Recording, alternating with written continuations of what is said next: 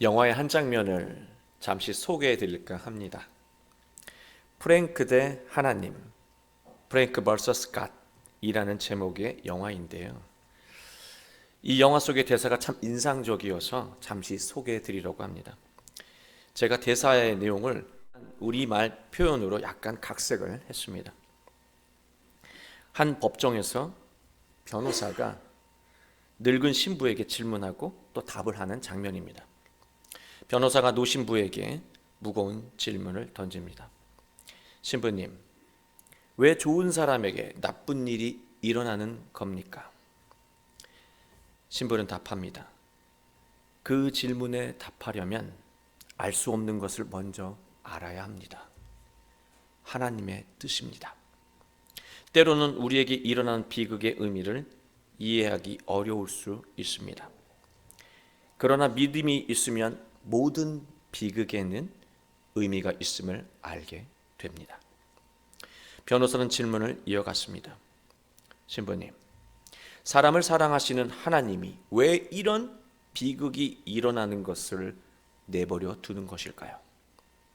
하나님은 우리가 고통받기를 원하시나요? 노 신부는 잠시 침묵하다가 대답합니다. 저는 하나님께 힘을 달라고 기도했습니다. 그러나 감사하게도 하나님은 저에게 어려움을 주셨습니다. 그리고 저를 더 강하게 하셨습니다. 저는 하나님에게 지혜를 구했습니다. 그러나 하나님은 저에게 해결해야 할 문제를 주셨습니다. 저는 하나님에게 용기를 달라고 구했습니다. 그러나 하나님은 저에게 극복해야 할 위기를 주셨습니다. 저는 하나님에게 사랑을 구했습니다. 그러나 하나님은 저에게 도움이 필요한 사람을 보냈습니다. 하나님은 저의 기도에 모두 응답하셨습니다. 노신부의 말을 들은 변호사는 다시 물었습니다. 우리가 신부님의 생각처럼 어떻게 할 수 있겠습니까? 우리는 작은 슬픈 일만 겪어도 하나님을 원망합니다. 그런 우리에게 정말로 하나님은 정의로우신 것입니까? 노신부는 대답했습니다. 하나님은 정의로우십니다. 노신부의 대화를 보면서 제 마음에 큰 울림이 있었습니다. 신부님의 대답을 자세히 들여다보면 신부는 하나님에게 답을 달라고 기도했지만 하나님이 신부에게 주신 답은 언제나 과정이었다는 것입니다. 하나님은 답을 주지 않으시고 답을 찾아가는 과정을 주시며 답에 도달하게 만드셨다는 것입니다. 사람에게 과정은 매우 중요합니다. 인생은 수많은 과정과 과정이 이어져 완성되기 때문입니다. 빌립보서 3장 14절에서 바울은 이렇게 말했습니다. 표대를 향하여 그리스도 예수 안에서 하나님이 위에서 부르신 부름의 상을 위하여 달려가노라. 바울은 인생의 목표를 예수님에게 두고 삶의 모든 과정에서 예수님의 말씀과 삶을 재현하려고 노력했습니다. 바울은 이러한 과정들이 이어지면서 결국 구원에 이르게 된다고 확신한 것입니다. 우리는 어려움을 겪을 때 자기가 답이라고 생각하는 것을 하나님에게 구합니다. 기도 내용을 잠시 한번 생각해 보세요. 자기가 답이라고 생각하는 것을 우리는 하나님에게 구합니다. 가끔은 하나님이 곧바로 내가 답이라고 생각했던 그 답과 똑같은 답을 주시기도 합니다. 그러나 대부분 기다려도 답을 주시지 않을 때가 훨씬 더 많습니다. 이것은 하나님이 답을 안 주신 게 아닙니다. 답 대신 답을 찾아가는 과정을 주신 거예요. 그것을 우리가 모르는 거예요. 만약 하나님에게 답을 얻지 못했다면 그 상황에서 우리가 주목해야 하는 것은 지금 하나님이 나에게 어떤 과정을 주셨는지를 아는 것입니다. 하나님이 주신 과정을 아는 것부터 시작해야 합니다. 우리 모두 오늘 말씀을 통해서 하나님이 자신에게 주신 과정을 모두 깨닫고 그 과정을 이제 시작하면서 모든 답을 얻고 또 구원에 이르게 되길 주님의 이름으로 축원합니다. 오늘 말씀은 예수님이 구원이라는 말을 하지 않으셨지만 사람이 구원을 위해서 어떤 마음과 태도로 살아야 하는지를 가르쳐 주시는 말씀입니다. 그래서 본론으로 들어가기 전에 구원에 관해 잠시 말씀을 나누려고 합니다. 구원은 무엇일까요? 너무나 잘 아는 개념을 오히려 직설적으로 물으니까 쉽게 답하기가 어려우시죠. 여러분에게 구원은 무엇입니까? 여러분의 자녀에게 구원은 뭐라고 생각하십니까? 지금 필요한 구원은 무엇입니까? 구원은 기독교인에게만 해당되는 개념이 아닙니다. 세상 사람도 구원을 말하기 때문입니다. 구원이라고 하는 이 한자 뜻이요, 어려움이나 위기에서 잡아 건져내는 것입니다. 세상 사람도 어려움에 빠졌을 때 그 어려움에서 건져지길 바래요. 벗어나길 원합니다. 구원받길 원하는 것이죠. 다만 세상 사람들이 생각하는 구원은요, 일시적인 삶의 위기, 지금 일어나고 있는 어떤 현상, 삶의 부분적인 문제에서 벗어나는 게 구원이에요. 그게 세상 사람들이 원하는 또 이해하고 있는 구원입니다. 그러나 그리스도인에게 구원의 의미는 훨씬 폭이 넓습니다. 세상 사람처럼 어려운 상황에서 건져지는 것은 당연한 거고요. 내면의 문제, 마음의 결핍, 공허함, 상처, 불안, 두려움에서 벗어나 자유로운 당당한 삶을 살아가는 거예요. 내면이 구원받는 것이죠. 그리고 최종적으로 죽음의 고통에서 벗어나는 것이 하나님이 자녀들에게 주시는 구원이라고 할 수 있습니다. 이렇게 좋은 거를 주시는데요, 이렇게 삶을 완전하게 만들어 주시는 구원을 주시는데 왜 세상 사람들은 하나님을 믿지 못할까요? 부끄럽지만 이런 것을 주시는 하나님인데도, 그 자녀인데도 왜 우리는 이 구원을 누리지 못할까요? 구원의 의미를 정리하면 구원은 하나님이 창조하신 사람답게 살지 못하게 만드는 삶의 모든 환경, 삶의 문제, 영혼의 문제, 죽음의 문제에서 벗어나 참된 자유를 누리는 것이 구원입니다. 그러나 구원의 개념 중에 중요한 개념이 있습니다. 모든 구원에는 과정이 있다는 것입니다. 빌립보서 1장 19절을 보면 바울이 이렇게 말했어요. 예수 그리스도의 성령의 도우심으로, 성령이 나를 도와서 나를 구원에 이르게 할 줄을 아는 거로. 구원에 이르는 거예요. 구원은 바로 과정이라고 하는 거예요. 그냥 덜커덕 갖는 게 아니고요, 이른다, 가고 있는 거예요. 과정이라고 하는 것이죠. 결국 구원은 하나님이 오늘 나에게 주신 과정을 정확히 알고 차근차근 밟아가는 것으로 얻어지고 도달하게 되는 것입니다. 우리의 문제는 그렇게 그 과정을 통해서, 하나님이 주신 과정을 통해서 해결되기 시작한다는 거예요. 그래서 예수님은 우리에게 중요한 말씀을 하셨습니다. 13절, 14절 말씀이에요. 좁은 문으로 들어가라. 멸망으로 인도하는 문은 크고 그 길이 넓어 그리로 들어가는 사람이 많고 생명으로 인도하는 문은 좁고 길이 협착하여 찾는 자가 적음이라. 생명은 영원한 생명, 최종적인 구원, 하나님의 나라를 의미합니다. 인생의 문제를 해결하고 구원에 이르기 위해서는 좁은 문을 통과해야 합니다. 그리고 협착한 길, 에워싸여 있어서 찾기 어려운 길을 찾아서 그 길을 지나야 한다고 예수님은 말씀하고 있는 것입니다. 좁은 문은요, 6장에서 이미 말씀하신 하나님의 의를 말하고 있습니다. 너희가 추구해야 하는, 너희가 가까이 가고 살아가야 할 가치는 하나님의 의라고 하는 것이죠. 하나님의 의를 정확히 아는 길이 무엇입니까? 예수님이에요. 결국 좁은 문은, 협착한 길은 예수님의 가르침과 예수님에 관한 모든 것을 의미합니다. 그곳으로 가야 하는 거예요. 그 과정을 걸어가야 한다는 것이죠. 요한복음 10장 7절에서 예수님은 자신을 양의 문이라고 말씀하셨습니다. 구원의 문이라고 말씀하셨어요. 모든 사람이 통과해야 하는 문이라고 말씀하셨어요. 요한복음 14장 6절을 보면 예수님이 이렇게 말씀하셨습니다. 나는 길이요 진리요 생명이다. 내가 길이란다. 내가 협착한 길이야. 너희들이 걸어가야 할, 남들이 찾지 않는, 찾으려고 해도 쉽게 찾기 어려운 진리의 길이다. 생명의 길이다 말씀하셨습니다. 예수님이 바로 생명 구원에 이르게 하는 출발점이자 목적지라고 말씀하신 거예요. 좁은 문을 통과하고 좁은 길을 걷는 과정은 매 순간 예수님의 말씀대로 살아가는 것입니다. 그러나 사람들은 대부분 이 문을 통과하지 않으려고 하고 이 길을 걷지 않으려고 한다는 거예요.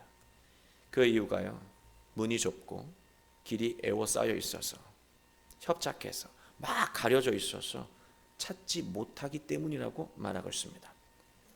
그러나 여러분, 맛집 아시잖아요. 진짜 맛있는 집은 대로에 있지 않잖아요. 음식이 맛있으면요, 식당이 아무리 구석에 있어도 사람들은 찾아냅니다. 줄을 서요.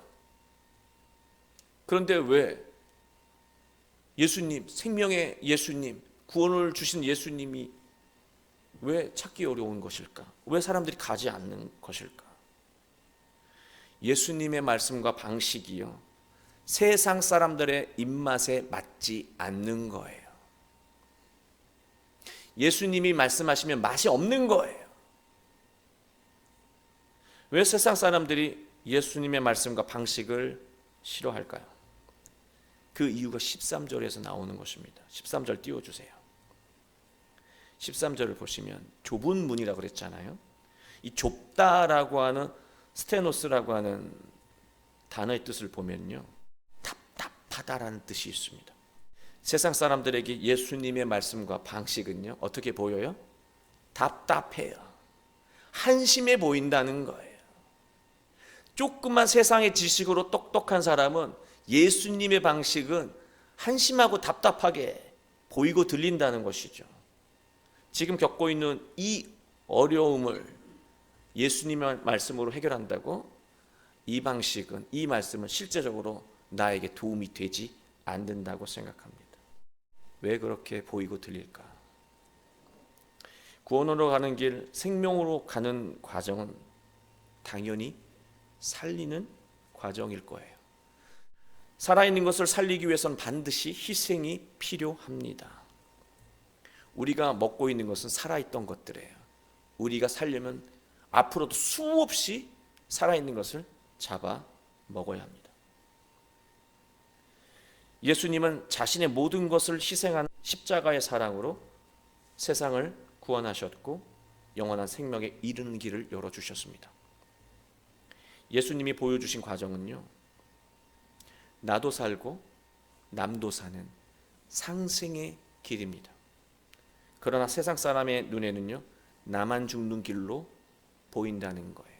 미련한 길로 보인다는 것이죠. 답답하게 느껴진다는 거예요. 나에게 전혀 이익이 없어 보인다는 것입니다. 그래서 예수님에게로 나아가지 않아요.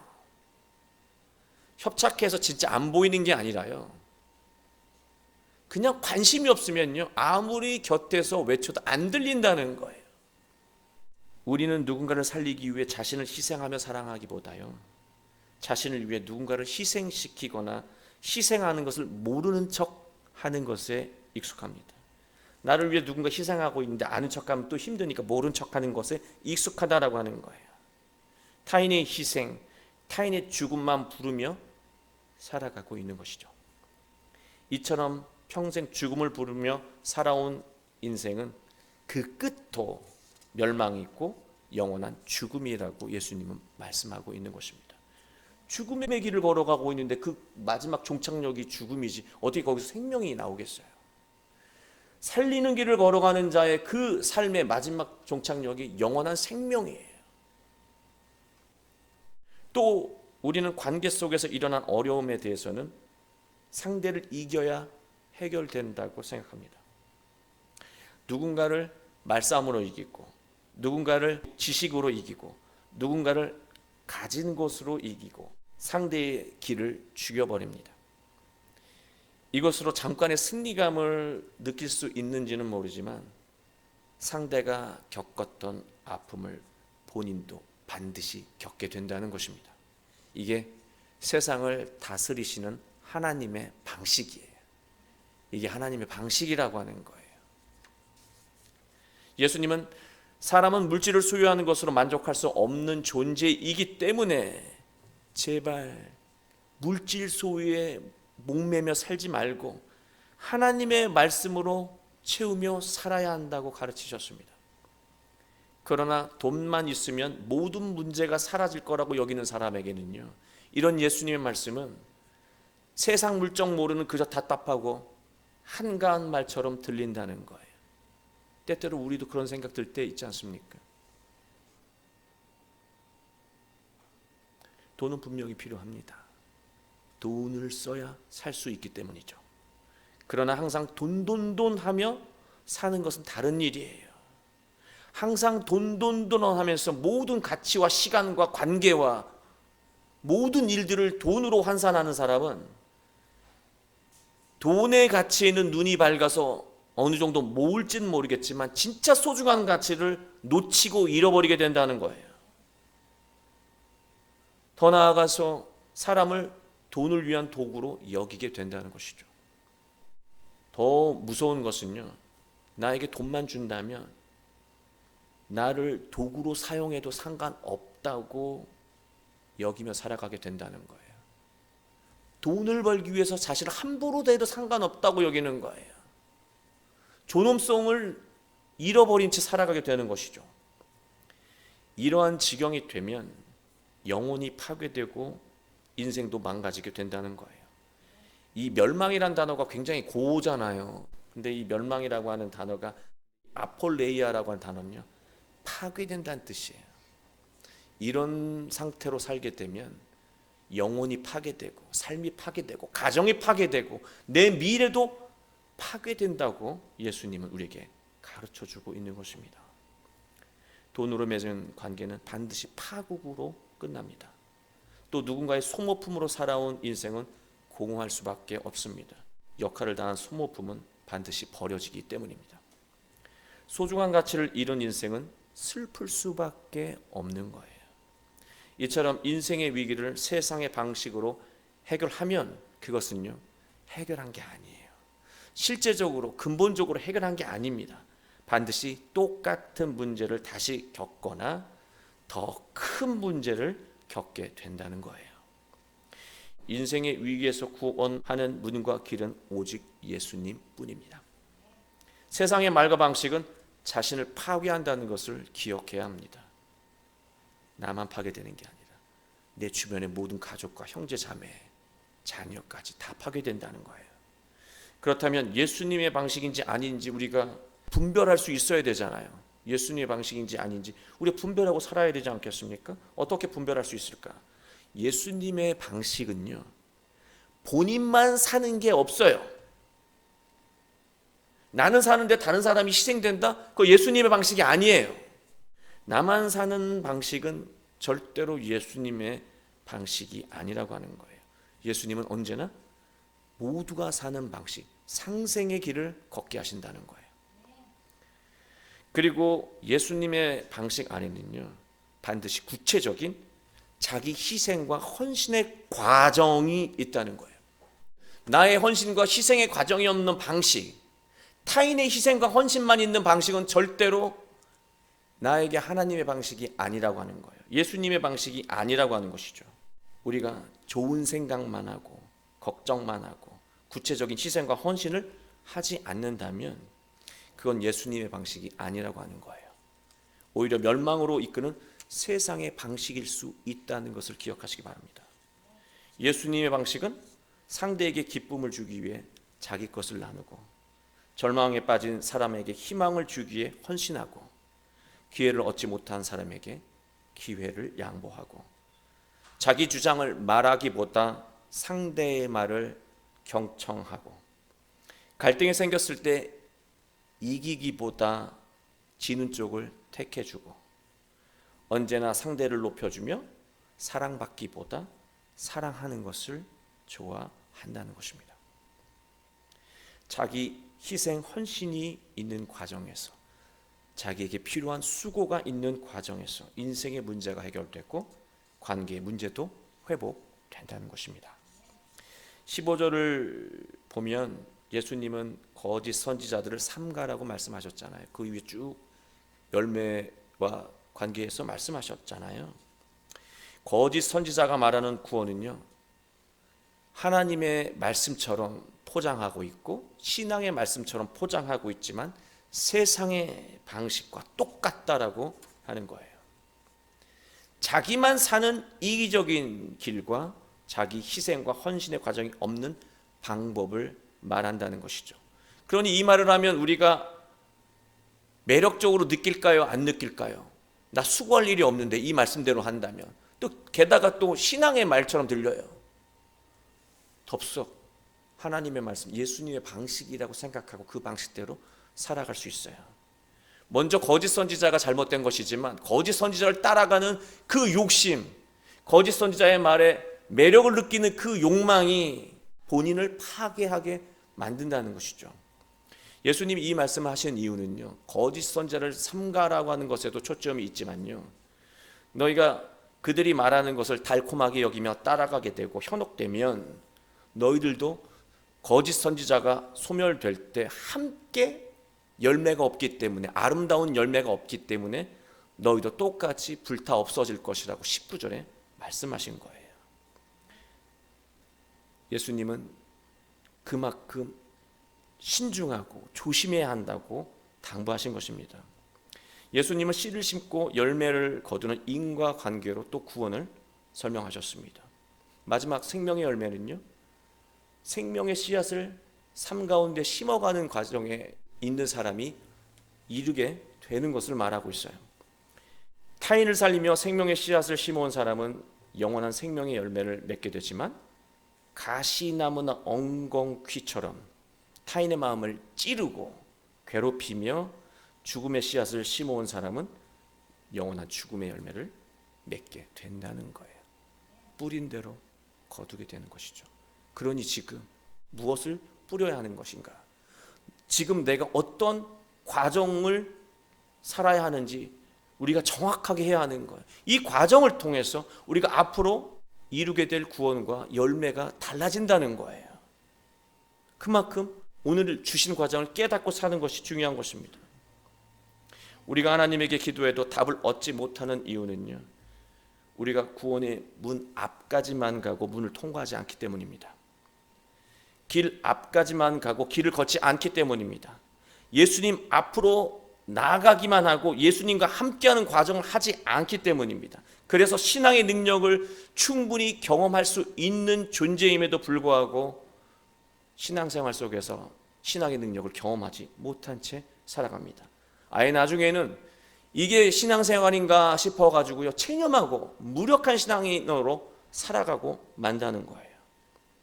우리는 자신이 정한 답을 하나님께 구하는 것을 기도라고 생각합니다. 그러나 이러한 기도는 응답받지 못한다는 거예요.